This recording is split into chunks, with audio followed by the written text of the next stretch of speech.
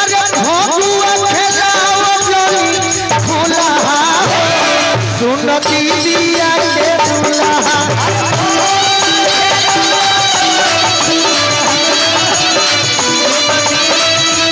अरे भगुआ खेलाओ जोनी फुलहा सुन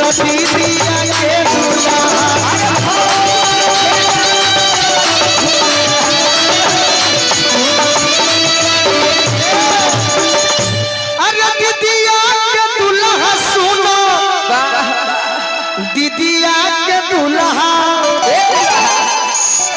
आग्रह करतिया कहतिया कि रंजनी चीज गुलगुला सुन दीदिया के दुल्हा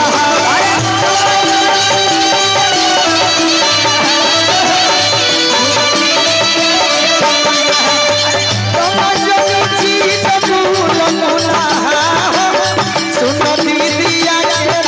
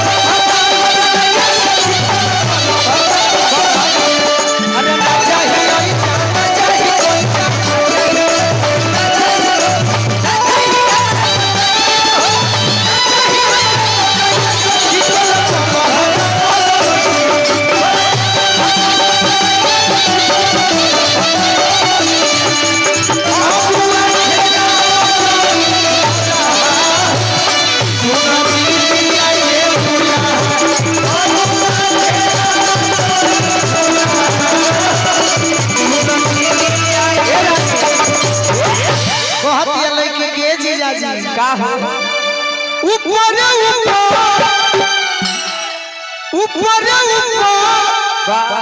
जीजा दे सुहुराना भीतरी लगा खाती अरे हाथ जोहनी हम पूछनी कि होली हो भाई काहे हाथ ना डाली काहे लोग कहले बाकी बुरा न मानो होली है बाकी काहे मत डाली तो कहली तो बात गई नहीं कहतिया अरे ओ मम्मा कटोरा जोड़ा फूला सुन दीदी के दुल्हा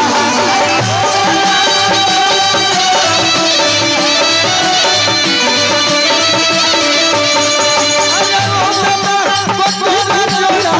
फूला सुन दीदी के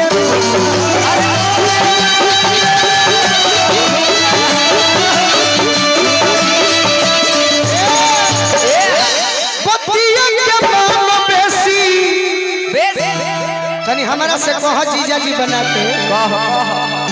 बतिया के मान बेसी बात तोर नहिला क दिन भेल हट हट कबे से मोहब्बत ये मर दे कबे से पलाई मोहब्बत ऐसे अरे की बतिया के मान बेसी बन जानी जीदी जुल्म हो जाई जदी अरे देख ली है दीदी जानो तनी काहे खाती बेचैन बाड़ो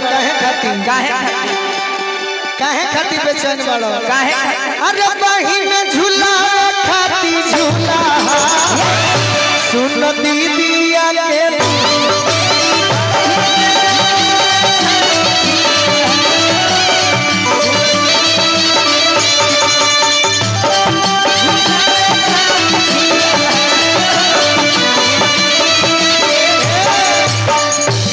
एगो बात को अब हमार घर आरा जिला जरूर होगा कि सिवान छपर में प्यार बोले मानी गोल्डन भैया आ घर जहां हो वही जाके लइका लयदार ना होले सो